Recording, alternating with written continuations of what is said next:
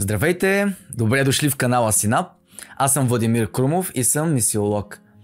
Целта на този канал е да помогне на синаповото зрънце да стане огромно прекрасно дърво. Ще си попитате какво означава това? Това е една метафора за Божието царство, която Исус прави и е записана в Матей 13 глава.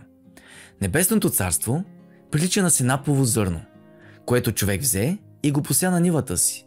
То наистина е по-малко от всички семена, но когато порасне е по-голямо от градинските растения и става дърво, така че небесните птици идват и се подслоняват по клончетата му.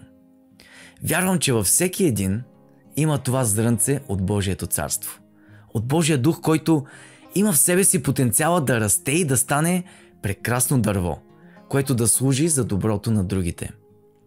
Но също така знам, че немалко хора все още не са открили своя потенциал. Трудно им е да усетят и последват своето призвание, какво Бог иска от мен, защо го иска, как и къде да вложа усилията си, какво е моето място в плановете на Бог. В този канал ще се опитаме да помогнем вашето зрънце да бъде сложено в подходящи условия, в подходящи взаимоотношения, да изгради подходяща нагласа и разбиране, за да може истинската му същност да излезе наяве и човек да осъществи божествената си мисия в този свят. Тук ще развиваме този потенциал. Потенциала на царството, който е във всеки един от нас лично, но и колективно. Ако нещо от това ви интересува, ви каня да се абонирате и да се присъедините към Синап. И не забравяйте да си включите известията, за да не пропуснете абсолютно нищо.